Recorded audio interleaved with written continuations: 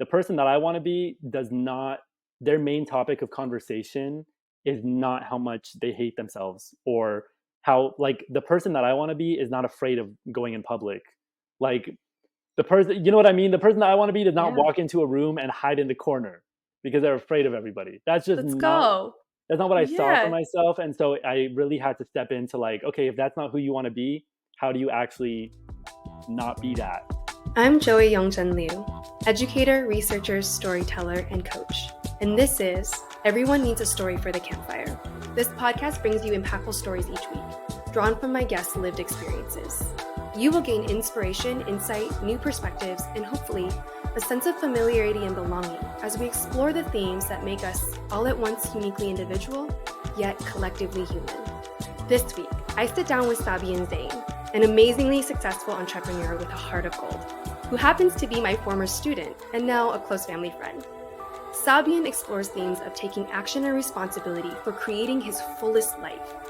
And in another story, the theme of giving himself radical permission to not only claim his authentic identity, but to, in his words, shout it from the rooftops in celebration. So welcome. Thank you so much for being here on our very first episode of Everyone Needs a Story for the Campfire, my little podcast that came to me fully formed as an idea. And I'm so blessed and grateful that I've had these amazing people jump on board with me. You're going to hear incredible stories from people that I admire and love from the bottom of my heart this season. And the first episode of the season had to be with you, Sabian. Thank you so much for being here. And before I let you jump into your stories, I have to introduce you. So you just happen to be a person, a human being that took classes with me almost a decade ago. Yep. Like 8 or 9 years ago. And now you're a grown person living an amazing life. We'll hear a little bit about it. I have a reason why you're the first one here. All It is right. because you were the person that was there for me after my surgery. Do you remember that story? Oh man, yeah. How could I forget? No, among many reasons. I can't wait to hear Yeah. your story today.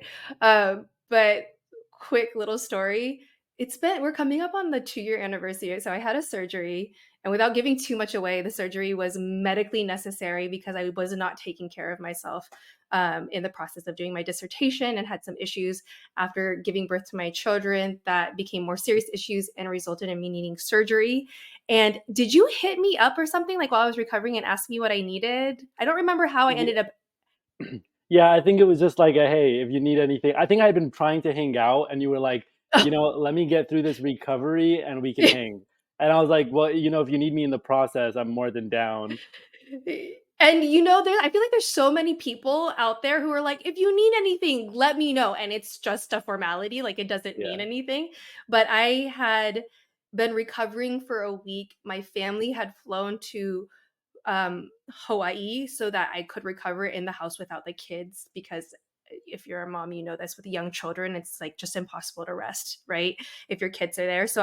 And my good friend Kelly, who this podcast is actually named after her catchphrase, she had flown out and spent a few days with me, but she had just left. And I don't remember for the life of me, I can't remember what I needed on this day when you hit me up. It was like either over-the-counter medicine or food or something. And I also don't know what possessed me to say, pick me up and we'll go pick it up together, instead of just being like, stop by CVS on the way and grab this like extra strength Tylenol. So you're like, yeah, sure, anything for you. Literally was at my house within like 30 minutes. Yeah, I feel like I did a You're like, couple dishes. It zoom, was just like zoom. a random side quest.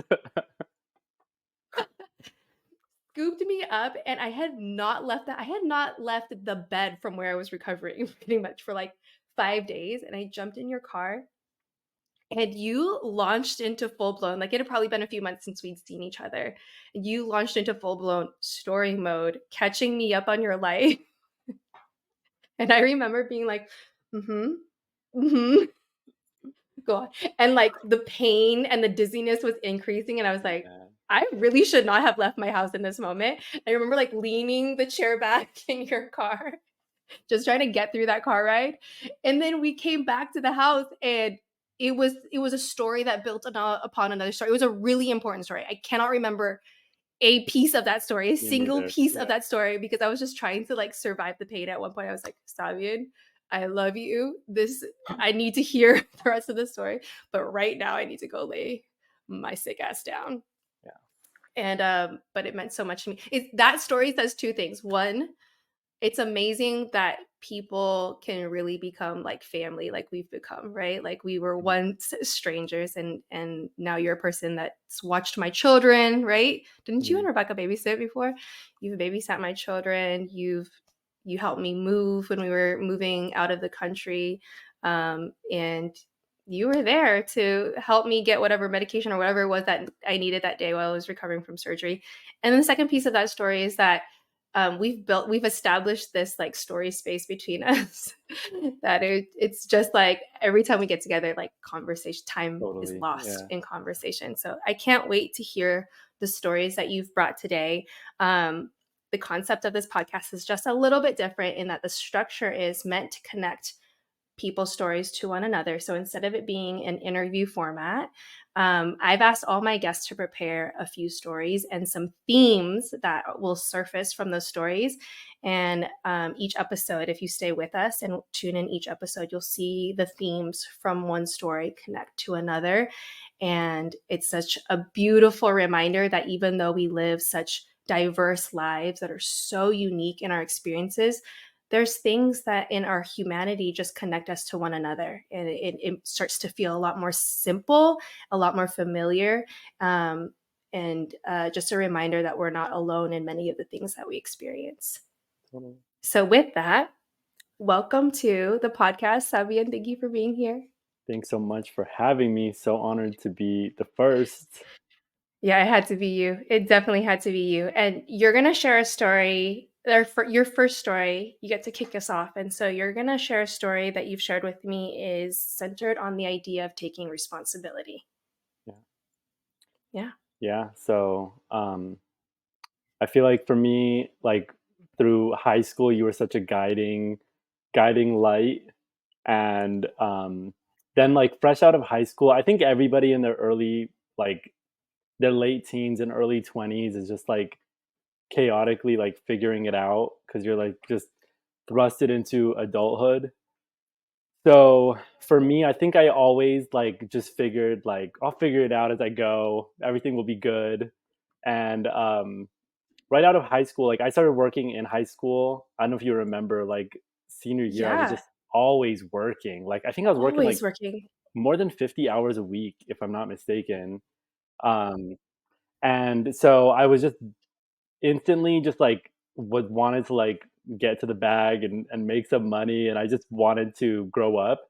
And and I always had a sense of like feeling very mature for my age and like I know what I'm doing essentially. You Um, were. and then like throughout my early 20s, I think I just equated like aging with maturing and like progressing. Like I just thought Right. like as I get older, I'm just naturally going to get better and smarter, and I just have to like kind of go on my journey and everything's going to fall into place. Um and then fast forward to like my early 20s, I would say like 21, 22, and uh I believe that's when COVID hit. Mm, And I had been working like retail job at some designer store, and they had cut down our pay, and so like we just were making like nothing.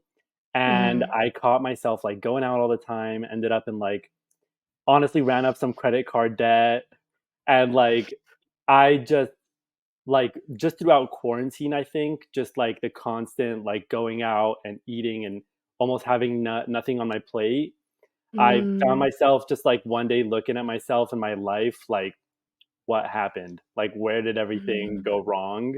Um, and, or I guess, where did everything stop moving forward? Wow, that's a Um, good way of putting it.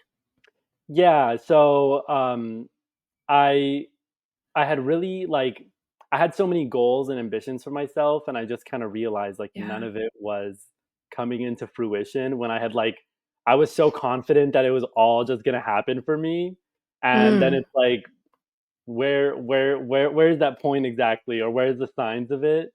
Um, and so after it was a very long time of like just essentially staying stagnant. Um, and I eventually just like catapulted myself into this like really dramatic, I would say, like process of change. And I just wanted like a full like 180 from where I was at, from like my mental health. Like I had extreme anxiety, and I was Yeah. always so down on myself and mad Mhm. at my life and everything. Um, I had really bad social anxiety. I like could barely function in a lot of settings. At Mm. my job, I would catch myself like going to the back to cry because I was overwhelmed, which is just so not like me. Mm. Um, and then like gaining a bunch of weight, which would isn't the worst thing, but it was just like I think the fact that I just didn't feel healthy or look healthy at all. Um, and so and even things like friendships, I was like looking at my friendships and just all aspects of my life and not feeling fulfilled or content. Right. Right. And so eventually I just started from square one, and really the first step was like really deep reflection on like what do I not like, what is making me feel this way, and kind of just going over like just a full analyzation of my whole life. And I kind of just like secluded myself from everybody, and I just sat with myself and thought like and like really reflected on what was going on. And I Yeah. kind of started realizing a lot of like the way my negative thoughts were manifesting into my life. Right. And just the way a lot of my habits and all these things that I would kind of brush off as nothing were like Yeah. all spiraling into like my demise, like my downfall. And so I started first really just reflecting on everything and realizing like, you know what? I actually like I was a pretty negative person. Like any of my friends and people who would talk to me at the time, I would definitely complain a lot about my life and the way I looked and my circumstances. Um, Wow. and I get why I was doing it because I was unhappy. Um, Yeah. but I think after a while, everybody kind of got scared away and was like, maybe tired People of hit their hearing it. limit. Yeah, I think eventually, like, I mean, and I get it. I've been in spots with friends also where it's like, you know what, I feel for you and I want the best for you, but people can't want better for you than you want for yourself. So that Yeah. was a huge, Mic drop. yeah. to- So that was a huge lesson for me. Like, I realized, like, oh, okay, I wouldn't want to be around somebody like myself at the Yeah. moment. And especially when you're in that state of mind, that's a really hard pill to swallow. Right. But I really sat with that, and I kind of just started putting all the pieces together. Like, okay, nobody wants to be around me because I'm like this, and I'm like Mm. this because this happened.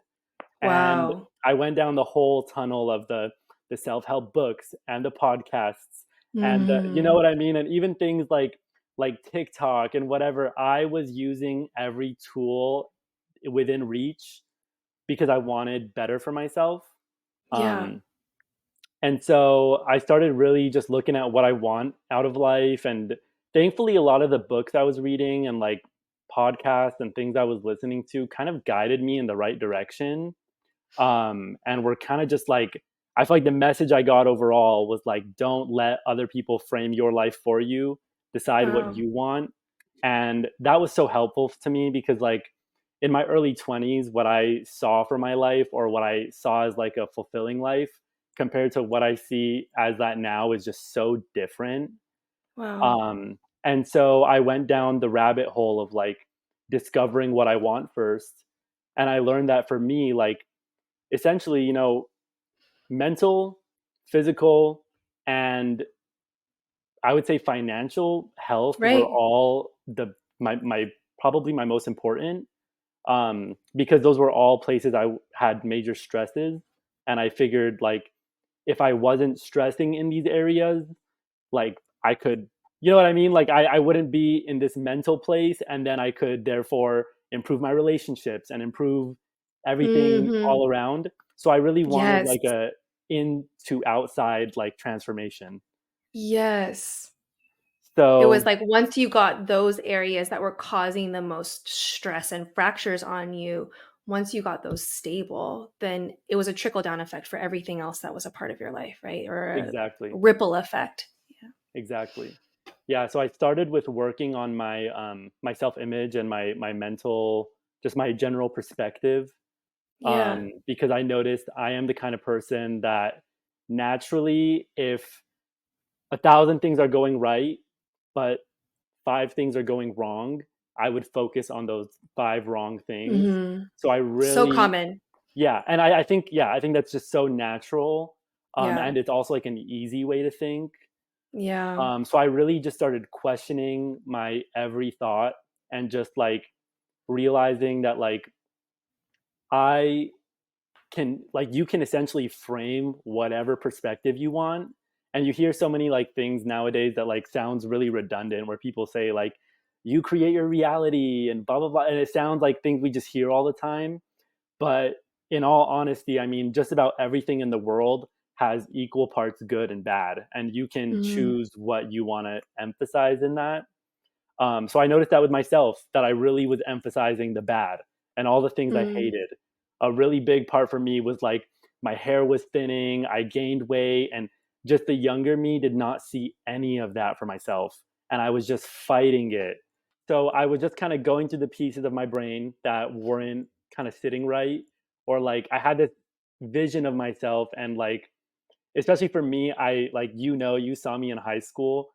I've always had a really clear vision of what I Yeah. like and who I want to be. And I started thinking like what do I want for myself and how do I see myself, and basically just embodying that person that I really wanted to be. And I learned that like the person that I want to be does not, their main topic of conversation is not how much they hate themselves, or how like the person that I want to be is not afraid of going in public. Like the person, you know what I mean? The person that I want to be does not Yeah. walk into a room and hide in the corner because they're afraid of everybody. Let's go. That's not what I saw for Yeah. myself. And so I really had to step into like, okay, if that's not who you want to be, how do you actually not be that? And so I started with first fixing what I would verbalize, because you could think Yes. certain things, but the power of the tongue is everything. Ooh. So I really started like when I would have conversations, or I'm somebody who like I talk to myself a ton, probably Mm. more than I talk to other people. And Mm. I would just, no matter what I'm thinking, I would literally, if I'm looking in the mirror and I think something bad, I would just verbalize, like, I look amazing. If anything would happen, I would just reframe it all and just Yes. started with, I just started with the actions of what I can do. And so first it was really reframing that mindset. And then taking initiative, like I got in the gym. And that was such a tough process for me because like that was such a roadblock for me. Like I always say that like I would look in the mirror and be mad that I didn't look like a Hollister model, but I had never worked out in my Wow. life. Like I genuinely was upset that I didn't look like fit, but I didn't work out and I never played sports, but I just expected that body to be there. And now I look back, Wow. there was no, it wasn't adding up. But Um, I'm pausing right here because I'm so glad you said it so bluntly.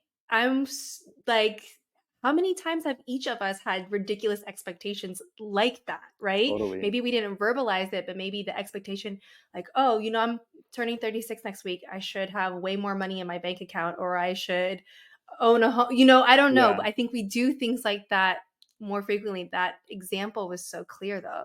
Totally, totally. It's just not like I'm sure those Hollister models grew up playing soccer and then did whatever else.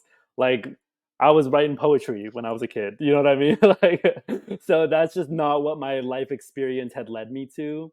And so this is something like I never tell anybody, but like when I was first going to the gym, I would drive to a gym like 40 minutes away from my house because I just could not bear the thought of somebody I know seeing me at the gym. And it was just, Relatable. I was embarrassed. And I started with literally going like 1 or 2 days a week. and I just got more comfortable and eventually started going 3, and, like, within a couple of months, I was in there 6 days a week without Yeah. fail, and over time, it just became literally, like, my favorite place to be. I would rather be at the gym than, like, going out or doing so many other things, Mhm. and that's something, like, I never saw for myself, and it's genuinely become a place that I enjoy and love. Um, and so that process, like, it really taught me about, like, hard work and what it looks like to work for what you want, because Wow. it was this, like, cause and effect. Like, I Yeah. go to the gym and then this is what's gonna happen. I don't go to the gym and this is what happens. And Right. things in my brain started clicking. Like, you can have what Yeah. you want, you just need to work for it. Um, and that was, I guess, like, not, it never clicked in my first, like, 20 something years of life. um, a lot of what you think looks so far away is scary, or like things you could just never see yourself doing. But until you try it for yourself, and I think like the biggest key is doing it in your own way. Like, Mm. you'll never catch me in the gym doing something that looks ridiculous, or you'll never, there's a lot of workouts that to me, I'm like, that's hard and I dread doing it. So I don't do them. I find another way that I do enjoy. So I Wow, kind of so valuable. I found a way to make it work in my favor, to where like I'm not going to the gym and doing things that I hate. I'm going and doing what I like. Yeah. And in that Wow. process, like, for somebody with a lot of anxiety, like, you're releasing all this energy, which helps. And then being in a place that you once saw as so vulnerable and scary, and now you're in there 6 days a week. And like, now when I Wow. go to the gym, I honestly don't even realize that there's people there. Like, to me, it's like I literally just go in. I could go to a new gym, I could go to a full gym, and it does nothing to me. Mhm. And the way that translated into my personal life, like, if I could go to the gym and like be doing all these exercises and whatever and get over that anxiety, now if I go out somewhere and I'm alone, or if I don't know anybody, that's not scary to me, because at least I'm like appropriately clothed, and like, everything's normal. So it's not, it really helped me get over a lot of things that I was super scared of. Oh, that's such a valuable lesson. It's Yeah. awesome. So that was the really the starts of like the mental and the physical, and just Yeah. really keeping it, like, I guess the consistency was the biggest part. And I would just find ways to keep it going. Like, I would play YouTube videos that were just positive, or play things Mhm. that just kept me in that mindset. And I would really often get so mad at myself. Like, I would, even when I'm in the gym, I would look and be like, "Man, I've been working out for this long and I still look like this." And you still have those days, but it was Right. just reminding myself, like, "Hey, I look better than I looked 2 weeks ago or 2 months ago," Mm, and keeping it going. And mm, and then this is like kind of in between these times, but I had kind of started, I really desperately wanted to, like, start a business, because right. all the jobs I was getting were just not paying me enough. And I've Right. always liked to live good. I don't want to hold back. Like, I want the clothes, I want the food, I want Right. it all. So You're also one of the most generous people I've met, so you've also I got been I got very friends giving with what you have. before I Yeah. got just kidding. So That's right. I am that person where, like, I like to treat, like, as soon as I started You making do. some kind of money, I wanna buy my mom something and get my Yeah. sister a great gift for her birthday. Like, I like to give to the people around me. So that's like Yeah. another expense I gotta factor in. Um, but I had been wanting to start a business for so long, but I just didn't know what.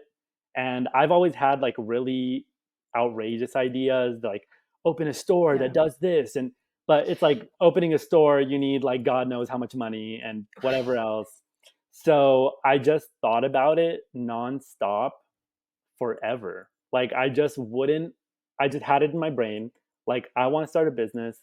What could I do? What's going to generate me money? Even just a couple of extra $100 a month to give me that like cushion. And at the time, my goal was to get out of the debt that I was in. And I ended up coming across, like, I just came up with this idea, like, mini bags were really in, like, all the girls were carrying really tiny bags. So I was like, oh my God, I'll buy vintage, like, designer little, like, makeup pouches and wallets and put chains on them to where it's like you get that look for less. Um, and when I started looking, I found like that I could find designer bags and stuff at decent prices. So I thought Where were about you it. looking that other I people weren't? initially I was just looking on like online on like eBay and websites like that. And I just started realizing like, oh, like if you there's like auctions and whatever. So I kind of Mhm. started just exploring. And I've been into that stuff since I was younger. So like I've always known how to get designer stuff at really good prices. Mhm. Like when I was in like high school, I bought like a Louis Vuitton backpack for like $90, and the lady said she thought it was fake, and I knew it wasn't. So I bought it for 90 and I flipped it for however much. And so I had been doing that since I was younger, just at like a way Yeah. slower pace. And for some reason, I don't know why I thought I could just never achieve that. Like it just seemed so far away that like, yeah, people do it, but there's no way I could do it. And as Mm. I started looking, I started noticing like, yeah, like I see this online for this much and this for this much. Like, let me just try. So I went out on a limb, and even though I was in debt, I took myself 2,000 more dollars into debt, and I gave myself a $2,000 budget, and I Mm. bought just as many bags as I could with that Mhm. $2,000, and I just started an Instagram page and started posting online. Um, and it didn't like take off right away, but slowly, I sold one, then I sold two, and every time I would sell one, I would just buy another one. And fast forward like a few years, and I'm doing it full time. And like there was a time where I a big part of what I do is like supply resellers. So like people who have consignment stores or whatever, I Yeah. actually supply them because I'm not gonna lie, I don't like dealing with customers so much. And there We was a all have our time, different ministries, that's okay. yeah, it just for me, customer service, I did the whole retail thing and I was like, I'm done with it. Yeah, yeah, yeah. You're really good at it though, but you're just in a Thank new you. chapter in your life. Yes. Yeah, yeah. So, I there was times where I was meeting up with these people, giving them like 200 units that I had found one by one, just from Wow. God knows where. I travel, I Wow. literally search the depths of the earth and just see what I come up with. Wow. And so that was essentially the like, the trifecta, the mind, the mental, the physical, and the financial. Yeah. Um, and then little did I know this was all, a couple years ago, and little did I know that it would all be such an ever changing cycle where like Mm. they're all, one is up and two are down, or two are up and one is down. Mm. So I have like learned over time like the um the struggles that each one has. Like I've gone, a month or two without going to the gym. And I've even gotten jobs since starting my business, because I just would be like, you know what, the market changed and it's done, and I just got to move on and find a new gig. And then like realizing later on, like that was completely my mindset. Like I Wow. just framed this narrative that this was happening, Mm. and like Mm. I would like stop looking for bags, lose all my motivation, and then be like, the market's done. This whole industry is just not working anymore. And so that's when But I, you were the source of that story. yeah, yeah. So that was over time. It's really become like where, like all these years later, like it's been about, I would say, 3 years into that whole process now. Yeah. Um, and like when I had started my business, I was hoping for like some couple of extra $100 a month, whereas now it was able to replace like the main income of like jobs that I've had. Um, a huge goal of mine that I didn't see happening this soon was like getting my own place, and it granted me that liberation, which was like a more long term goal for me. Yeah. Got me out of debt. Like it literally ended up being like a saving grace for me. Yeah. And it's something that I didn't even see myself being successful at. So that just completely rewired my brain in the sense that like now when I see an obstacle, I almost enjoy overcoming Yes. it. Whereas Yes. I used to just like crash and burn and be like, oh my Yes. God, like the world is over, my life sucks. Wow. But and even, like, I think the people around I think this is the biggest takeaway of, the whole transformation, is how much my relationships have changed. Like, I've gotten so much closer with my friends and family, and, like, Wow. it's not even I think a lot of people, like, um, improve their lives, and there's this big narrative about, like, you have to leave the people in your life behind in order Mm. to improve. Personally, I didn't. Um, Mhm. I'm bringing everybody with me. Like, I just Yes. try you know what I mean? Yes, I that try to part, be yes. I just try to be a positive force in their lives because I want them to know Wow. that, like, whatever they're battling, like, "Hey, we got this." And all my friends know, like, whenever they got a problem or anything, I'm like, "Look, 12-step plan. We're gonna start with this. We're gonna do this." Like, I love and, like, even with my family, like, there's been so many struggles or whatever where like I'm the youngest and I've always been meek and more shy as a youngin around my Right, family, and now when situations arise, like I'm often the problem solver.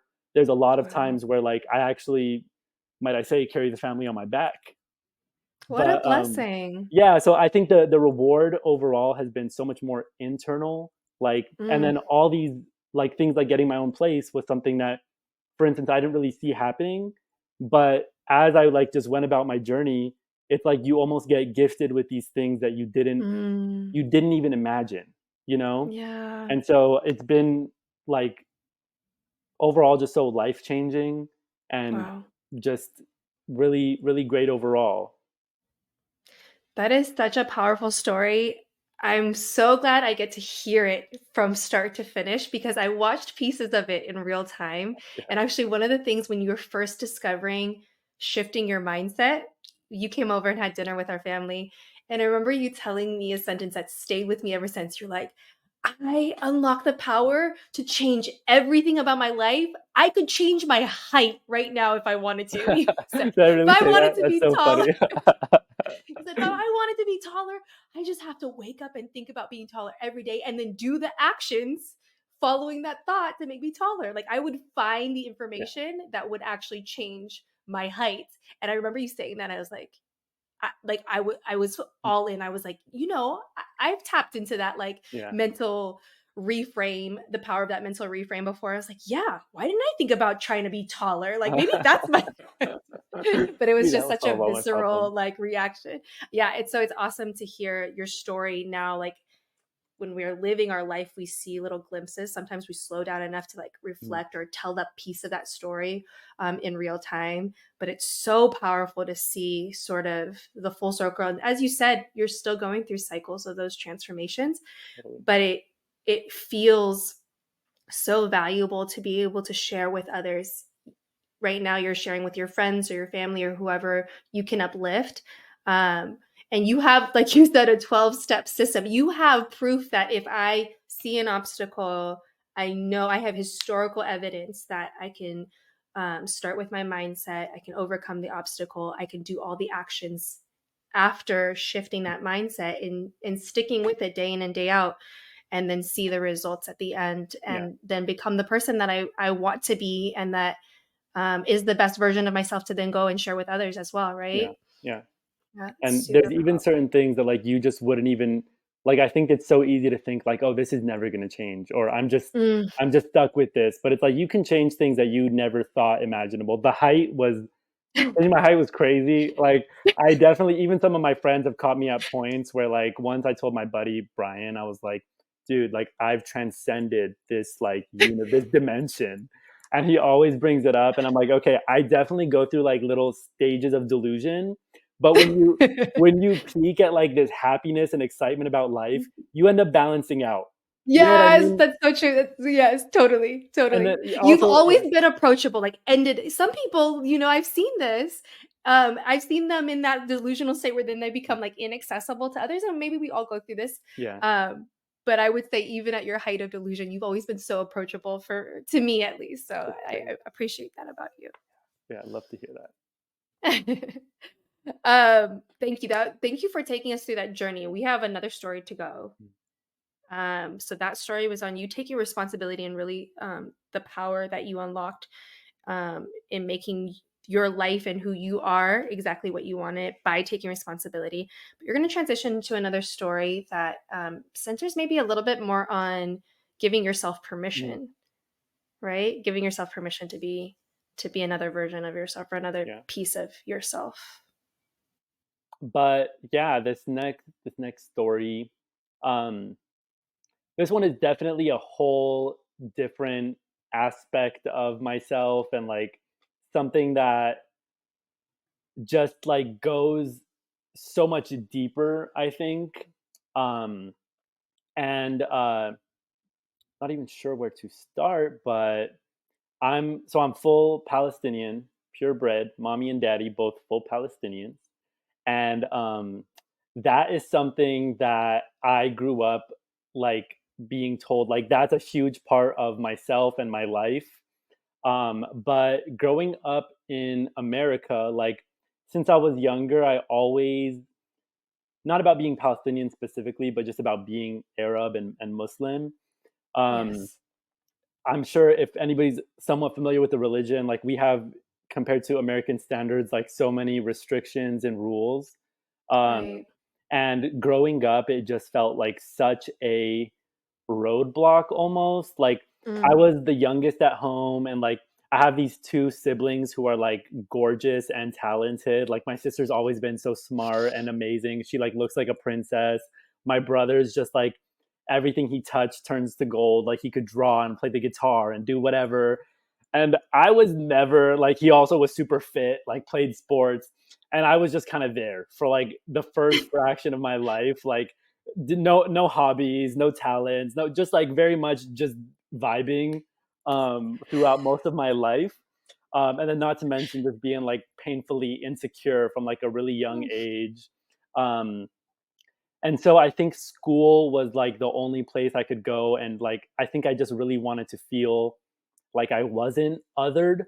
So in Yeah. like my early school career, I was like I really wanted to feel like the majority of my school I would say was like Hispanic. It was like a mainly uh, people of color kind of school, Yep. but there wasn't many Arabs at all. Yeah. So anyway, really wanted to fit in school, and I would just catch myself telling like ridiculous lies to like fit in at like a young age. Like I would say like my parents were divorced because I thought that was like an American thing, and I would pretend like I didn't speak Arabic when I spoke Arabic. Um, and so from a very young age, I always felt the need to almost like run away from my identity, which like Mm-hmm. also kind of spilled into junior high and a little bit of high school. But Mm. more so as I got older, it wasn't about not like wanting to represent my culture, but more so just feeling at the time like it was like leaving me out of everything. Like Mm. everything the other kids could do, like, oh, you can't because in our religion we don't do that. So eventually, at Mm-hmm. the time, it just felt like, man, like, but they all go out and they do this, and my parents are like, no, you're not going there. You're not hanging out with these kids outside of school. And I just had Mm. all these rules that I blamed on my culture and the religion, or associated with my culture and the religion. Mm-hmm. Um, and thankfully, I started outgrowing that as I got a little older, and really accepted how it's just such a huge part of my identity. And also, like Yeah. I'm so close with my family, and our culture is something that's everything to us. Yes. Um, and so growing up in Anaheim, like if I would say I was from Palestine, nobody even knew what it was. I had been going to Wow. protests since I was younger, Yeah. but it would be like what, maybe 80, maybe 100 people at the protest. It would be Mm-hmm. a much smaller crowd. And at the time, I didn't even fully understand the politics, obviously, as like a youngin. Um, Mm-hmm. and so as I got older, I started, branching out more. Like I really loved the scene and everything in LA. Like I would just, as soon as I got a car at like 16, I would just start driving over, spending a lot of time in LA. And that was like, I would say, one of the first times that I realized the how not how deep, I guess how deep the conflict went, because growing up Mm. I was never told that there should be any type of hatred toward the other side. It was never that. It was free Yeah. Palestine, we're Palestinian, we want a home, and that was it. It was never Yeah. like, we don't like these people, or it was never framed to me in that way. So my only thought was like, oh man, like, our homeland, there's all these things going on, and Yeah. clearly we don't want that. Like my grandparents were actually kicked out of their homes. So that's Yes. something that like my parents obviously always told us about, and it's something that we connect to. So I would say one of my first run-ins was like I was like 16, and this lady was actually selling like some kind of skincare or something at the mall, and like starts asking me like, "Where are you from?" I'm like, "I'm from Palestine." She's like, "Oh, what's that?" And I'm like, "You don't know, like, oh, Palestine." It's like I'm used to people not knowing what Palestine is, so I figured like, Right. oh, okay, like I get it. A lot of people don't. I'm Geography like, lesson. yeah, I'm like, it's like next to Jordan, like Egypt. Mhm. She's like, "Wow, really? No, I've never heard of it. Is it real?" And I like start thinking, I think it clicks, and I'm like, "Well, where are you from?" She's like, "Oh, I'm from Israel." And I was just like, "Oh." I had never, and it was such a malicious, like the way that as a 16-year-old I'm actually sitting there trying to Yeah. like, "Oh, you don't know where it is," like familiarizing you with where I come from. Yeah. It literally just felt like such a burn. Mm. And I just, it's like you're selling lotion at the mall. Like, is that really relevant right now? Do you really need to bring this here? Like, maybe I would have bought some if you didn't do that. So, Mm. I I just remember being like so taken aback by that, Right. and my parents have always had being Palestinian, it's not something that's like it's not written on your forehead. Like it's not like you Yeah. walk around like people could just tell, but just for being Arabs, like my parents have been cussed out in public for just speaking Arabic, and we've Right. always seen those like certain displays.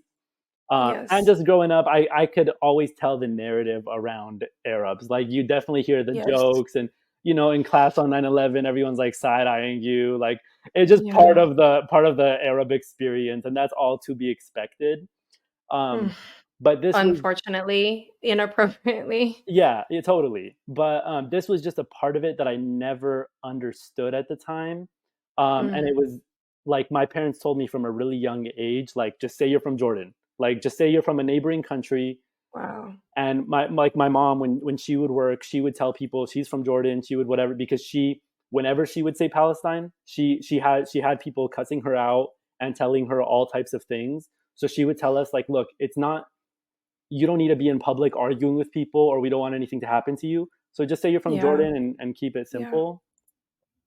And so I always carry that with me, and I'm not somebody who necessarily likes conflict. So for me, it's like, you know what, like we're I would get nothing out of a debate like that. So I would just go Mm. around saying like, "Oh, I'm from Jordan. I'm from Lebanon. I just throwing out random country names essentially."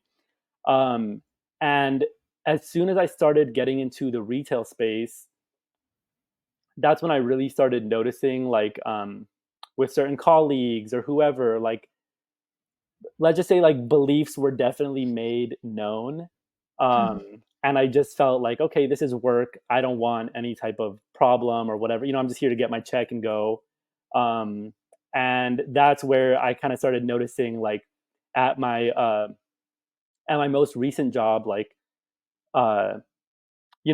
like following so much that was going on, like in like with October 7th and everything. Yeah. Like the company that I was working for, the CEO is posting like pro-Israeli propaganda, and I had a few run-ins with like even people in the company, like one of them being like a former IDF soldier, and like I said I'm from Jordan, just to keep things cute, and like the person proceeds to tell me that like they don't know what Palestine, or that Palestine does not exist. There is no Palestine.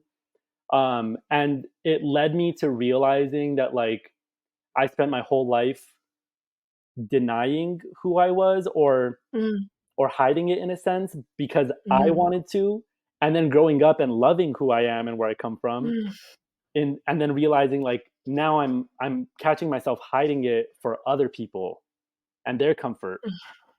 Um and at no point was my comfort taken into consideration.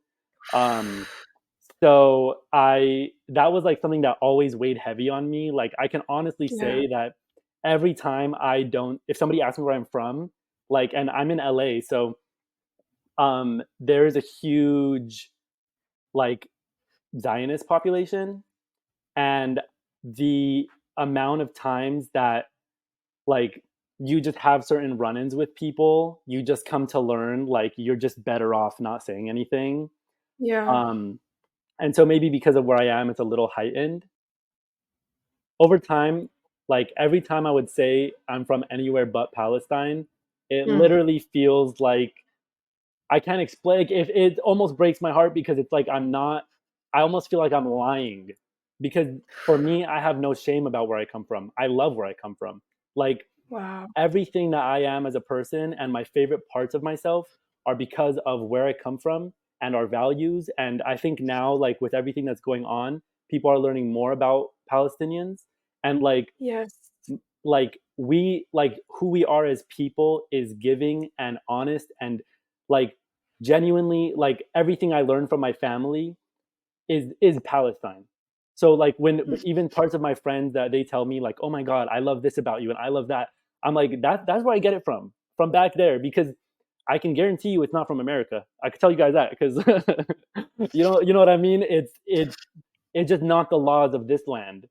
So as I've gotten older, I'm sitting here like, wait, so everything that made me this person that Mm. people I do business with and people I do whatever with, I thankfully like the way I have my business and whatever is because I do honest work and I do good work. Yes. My business values and my ethics is I want us both to be Yes. happy. Even if I make a deal with Yes. somebody, I'm like, hey, you know what? Let me throw a little more on top because you're helping me out, or let me whatever. So I over time started realizing like I'm denying everything that has made me who I am, and it doesn't sit right with me.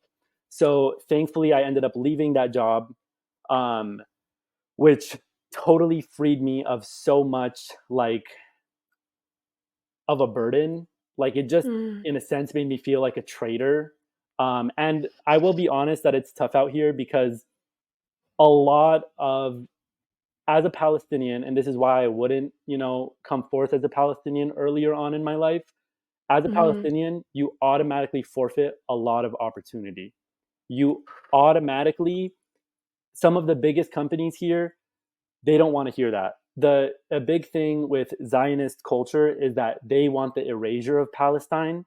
So Mm. it leaves you in a place of like, where do you want me to say I'm from? You know what I Ugh. mean? Because if I stay anywhere else, I'm lying to you. But Mm. if you know what I mean? I need to claim Yeah. what that's where I'm from. That's my country. You might have taken it, but 70 years ago, my grandparents were there.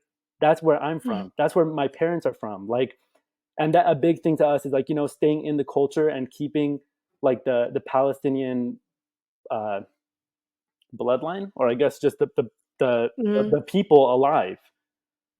So I proudly, when I go around and like with all my accomplishments and whatever, all in my happiness, I want to show that that's from Palestine and Mm. everything that I come from. So thankfully, like leaving that job has put me in a position where now like I'm so much more driven to catapult my own projects and everything else. And I heavily like I want people of color and people that are on the right side of history in Mm. my corner, and I will Mm. go out of my way to support those people because like we are all better off alone than like these big dogs who own and run everything and are Mm. literally corrupting the world that we live in. Mm. So that was a really big turning point in my life of like realizing like, you know what, there's a lot of things I wouldn't do for a check. And as I've gotten a little older, denying where I come from is one of those things that I just will not do. Um, and that's been honestly very liberating. And I'm with everything that's been going on, despite how terrible it is. One of the positive parts of all the media like coverage and everybody kind of like all the news and everybody learning about, like, Palestine has been put on the map, even though it's been physically taken off of maps. Like, people know, people are starting to familiarize Yeah. themselves. Yeah. Now, when I say I'm from Palestine, one, people know what I'm talking about, and Yes. two, my people are not going down unnoticed.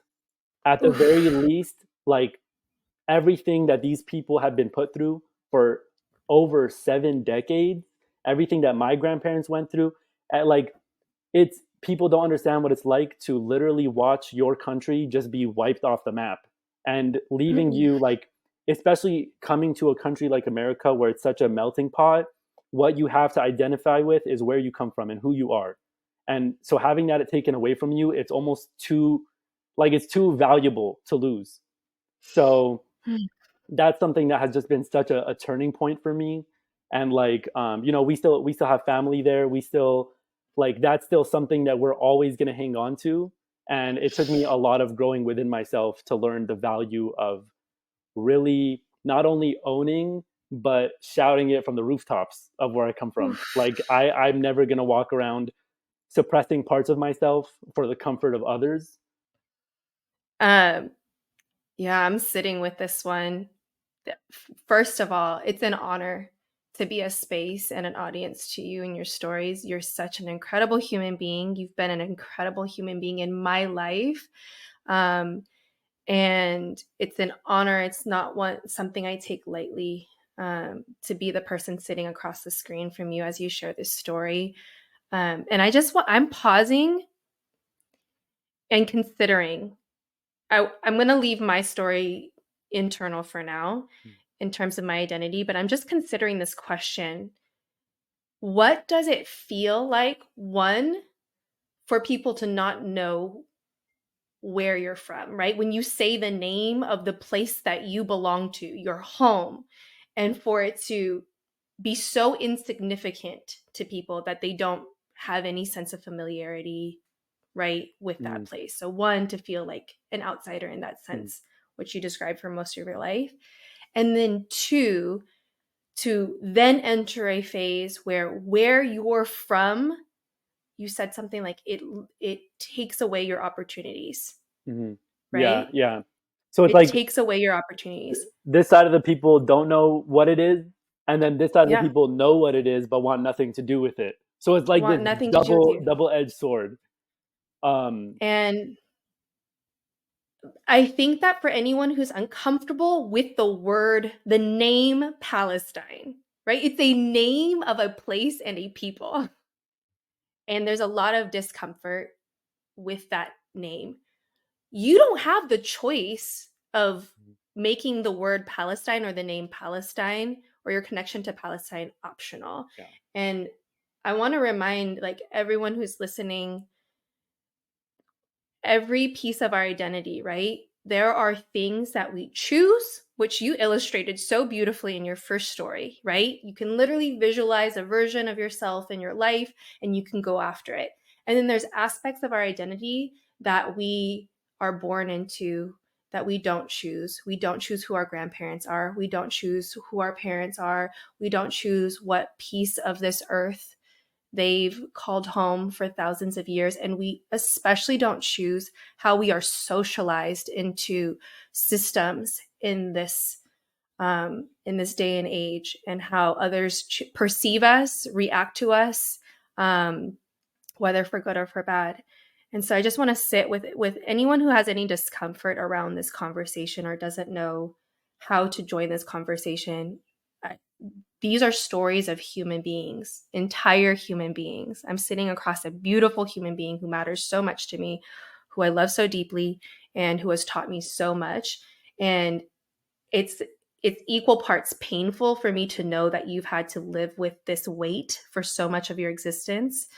Um, Especially then in this year, what it feels like. You mentioned you still have family who's in a place in the world where their safety is extremely not promised. It's so precarious. People are dying there every single day, unprovoked, at astonishing rates and astonishing ways. Um, and so I'm equal parts, just holding space for that weight that you've had to exist with, that is by no choice of your own, and equal parts humbled and grateful for who you are as a teacher in my life. Because even as you tell the story, you tell it with so much grace, you tell it with so much humanity, you tell it with so much respect and love, not just for yourself and your people, but for, I feel like, everybody. Like, you didn't have to tell a story, you didn't have to claim your existence and your identity by putting anybody else down. And there's just so much to be learned in that. So I want to say thank you so much for coming and teaching all of us today and sharing your story with us, your stories with us. And thank you for giving me the space and like such a comfortable, like, even from the as a high schooler, like parts of myself that I felt like, yeah, you even helped me so much in getting comfortable with my identity as a Muslim. Like, I remember you Mm, asked me the question for the first time. I was telling you, like, look, like, I feel like I'm just going to hell. Like, I feel like I just can't keep up. And you were like, okay, have you read this book for yourself? Have you deciphered it for yourself? And I feel like you have been the person to help me, especially being a Palestinian who's born and raised in America. It mm, like, from the Arab world, they all want to take your identity from you. They're like, no, you're an American. But it's like, I'm here in America. I'm not appreciated by America. You know what I mean? mm, I don't really have a place in America. We see what America is mhm, doing to where I come from. So no, mm, I would never just be like, oh, I'm American. Um, mm, and so you're somebody who always like helped me find my roots in a way that, like, in my own way and how I connect to them. And so mm. I appreciate you also for giving me that same kind of uh, respect and space. I'm happy to have been that person for you. I try. I'm not perfect, but I'm so grateful to know that we've been able to grow together in this journey. We're gonna wrap up, and we're gonna take a little peek at the overarching theme for this season. I've invited guests on who relate to this theme, which is stories that reach. So every single one of my guests this season has some experience with sharing their stories to an audience beyond just who we interact with day to day. So in some ways, putting your story out Mhm. there, right? Taking on that vulnerability and being so brave to share aspects of our stories with strangers. What has that engaging in that process meant for you? To be so honest, that's something that I've refrained from for several years now, and like ran from in every way. Like, I've basically stopped speaking on social media before the events on October 7th, where I felt like as a Palestinian it was my place to speak. But Mm, I don't get very personal on social media. I have a very small circle of friends, and outside of that, I really don't expose myself or open up to new people very often. But back in your class in oral expressions back in high school, that's like, I was like 15, 16, like going up on stages in front of people, like talking about God knows what, like, so being so vulnerable. And that's actually something that, like, I look back at that little kid and I take notes. Like, I'm like, I need some of mm, that in my life now. And even coming on here was like something I was so out of my comfort zone. Um, Especially now where I feel like everything you say on the internet could like follow you for God knows how long. it's So real.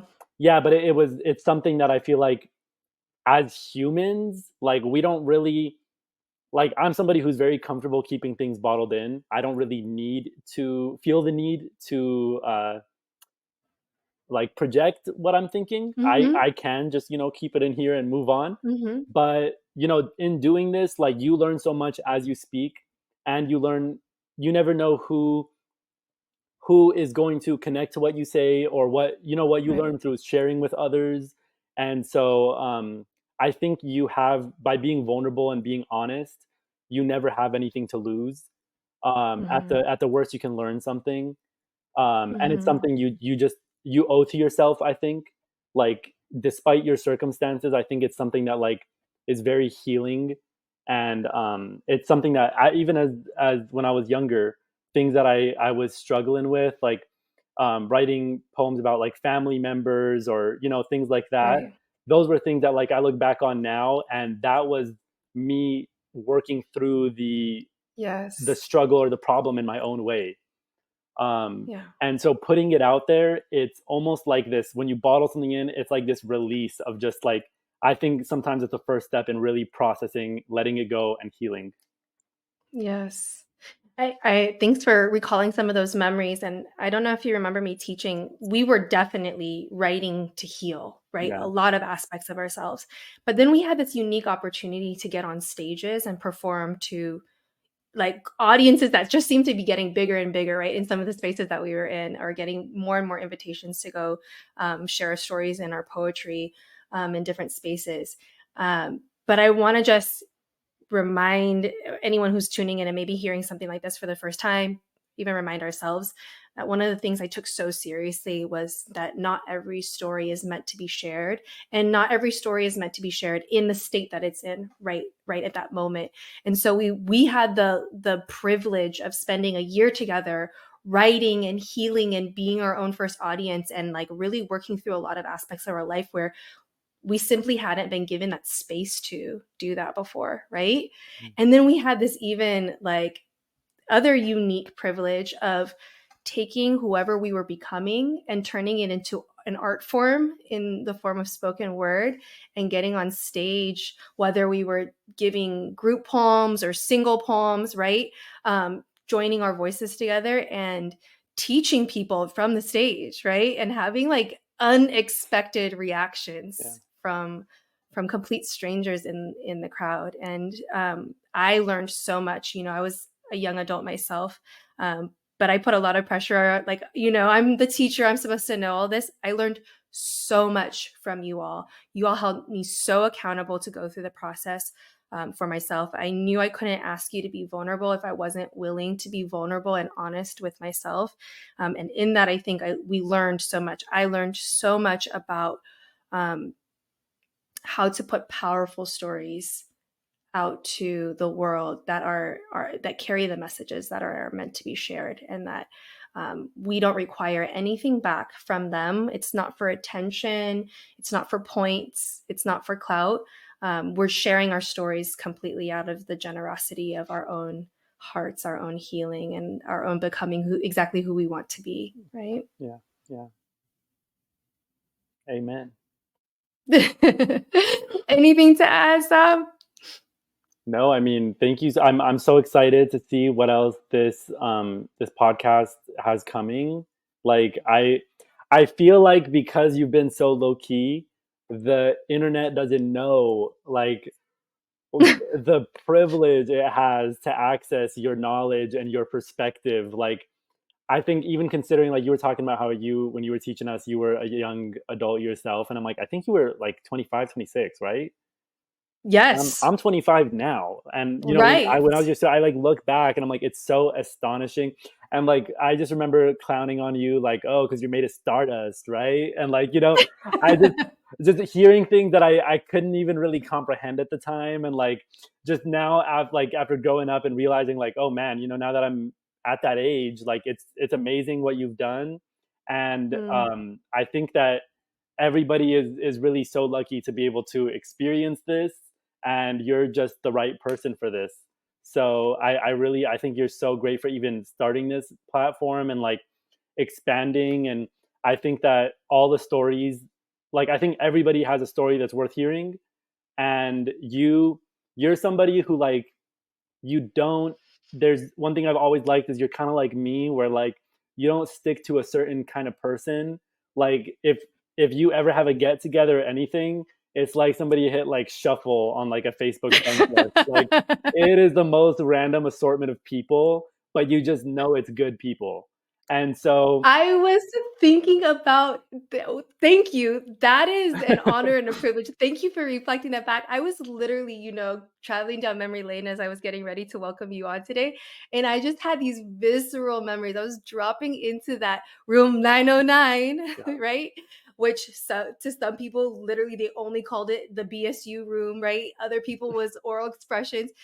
Were you ever in there at lunch? Yeah, you had to have been in and out during lunch at least, I was in right? the A little hallways bit. at lunch kind of person, to be Yeah, yeah, honest, yeah. but Okay. Well, my classroom was like an indoor outdoor situation. It was like we'd have the speaker going, but like it's hard to talk about without painting the scene to sound like a stereotypical high school movie. Yeah, Because yeah, like in my one little classroom, because you'd have like people playing Yu-Gi-Oh in one corner, yeah. then you'd have like a quarter of the football team and the basketball team over here. You'd have like BSU, which was like, at some points like 80 members strong, Yeah, right? Like yeah, in one part. Then there would be the oral expression kids. There'd be like the alternative kids. yeah, There'd yeah. be It was like everybody, people like, doing calculus. yeah, you would walk around school like a zombie, and then you would get to that class, and you just felt like, okay, suddenly, like, I'm a person again. Like, the Mm, only teacher to value, like, even the quiet kids in the class, you were like, hey, what's going on with you? You were getting them to open up. Like, one of the only teachers who validates everybody equally, regardless of anything. So even the tough cookies that would give you a hard time, you would kind of stay on it until you broke through to them because you knew that they probably needed it the most. And I think that kind of intuition and compassion, as somebody who's like educating the youth, like, you were such a catalyst in my life. And I think just about, like, even I still keep in touch with several people that were your students, and some of my closest friends actually I met in your classes. And mm, like, to this day, you are a turning point in everybody's life, and everybody carries things you said and taught us with us. And mm, that is just something that I feel like, and it's funny because back at that time, you were kind of like the hippie, like, they were all kind of like, oh, she's they love to hate, but we would go into their classes and just be treated like we weren't even human. Like, we would just be disregarded and ignored and overlooked. And yours was the one. It felt like there was a spotlight on everybody in the best way possible. Like, it felt like everybody could have their moment. mm, um and I think every educator and anybody who's working with kids should take notes and, like, follow suit. mm. Be real. I'm putting that right here. I acknowledge that I probably didn't reach everybody, and that was something I had to carry You with know. Mhm. me.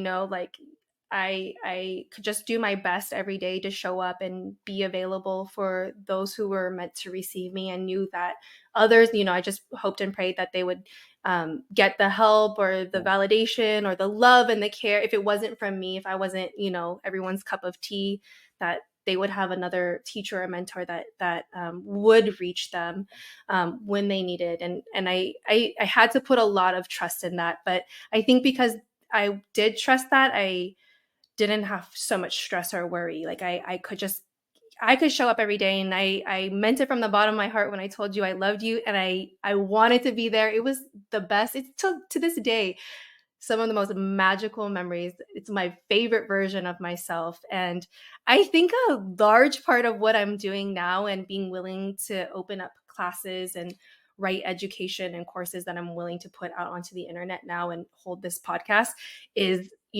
my I've gone through my baby having phase. They're Mhm. in school now, and I am just trying to get back a little bit to like teacher Joey, right? Totally. And Yeah. know that I have some gifts and some service in this lifetime I'm responsible to, and I'm just trying to show up and do my best. So thank you so much for Of reflecting all of course. that back to me. It's all love. I have been so honored to sit in your presence today. I want to say Ramadan Kareem to you. I know that you Thank have you. the rest of the night to live your life now, right? Go to the gym and get your food. But I will talk to you again soon, hopefully in person. I know we're so I far away know. from each other right now, but this feels like we're close, right? I Doesn't it know. feel like we're No, in the same room? this was seriously. I literally was sitting here. I was like, oh my god, I miss her, and this feels like we're hanging out.